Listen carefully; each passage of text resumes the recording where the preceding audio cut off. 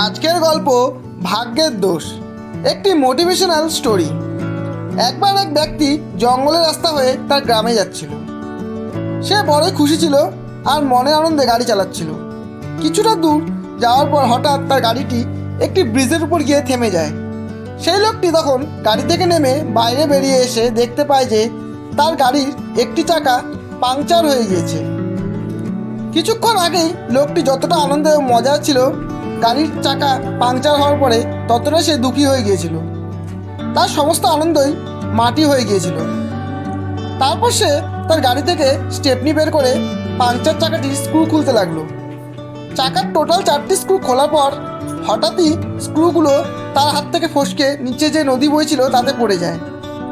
এখন সেই লোকটি উপরের দিকে দেখছিল আর ভগবানের উদ্দেশ্যে বলছিল, এক সমস্যা কি কম ছিল যে তুমি আরেকটি বাড়িয়ে দিলে। সে তখন নিজেকে ও তার ভাগ্যকে দোষারোপ করছিল আর বলছিল, আমার ভাগ্যটাই এরকম, আমার সঙ্গে সবসময় খারাপটাই হয়। এমন সময় একজন রাখাল জঙ্গলে গরু চড়িয়ে সেখান দিয়ে যাচ্ছিল। সে গরু চড়াতে চড়াতেই সেই লোকটির কাছে পৌঁছালো আর তাকে জিজ্ঞাসা করলো, স্যার কি হয়েছে, আপনি কি কোনো সমস্যায় পড়েছেন? তখন সেই লোকটি রেগে গিয়ে বলল, যাও তুমি তোমার কাজ করো, এটা তোমার সাধ্যের কথা নয়।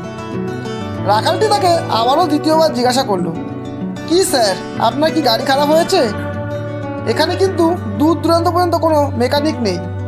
তখন সেই লোকটি বলল, আমার গাড়ির চাকা পাংচার হয়ে গিয়েছে, আমি স্টেপনি লাগিয়ে চাকা খুলছিলাম, কিন্তু তখনই চাকা 4টি স্ক্রুই আমার হাত থেকে ফসকে নদীতে পড়ে যায়।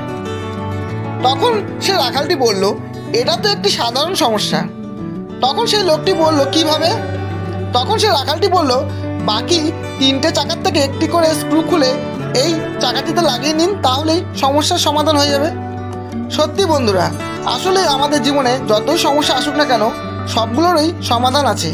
কিন্তু মানুষ সমস্যার সমাধানের উপর লক্ষ্য না করে শুধু সমস্যাটিকে নিয়ে বসে থাকে আর বলতে থাকে, আমার সাথে এটা কি হয়ে গেল, কেন হলো? আরে যেটা হওয়ার ছিল সেটা তো হয়েই গেছে, এখন সমাধান কি করে করব সেটা নিয়ে ভাবা উচিত। আমাদের জীবন যেমন আছে তো সমস্যাও তেমন থাকবে। আমাকে একটি এমন মানুষের নাম বলো যে তার জীবনে কোনো সমস্যা নেই।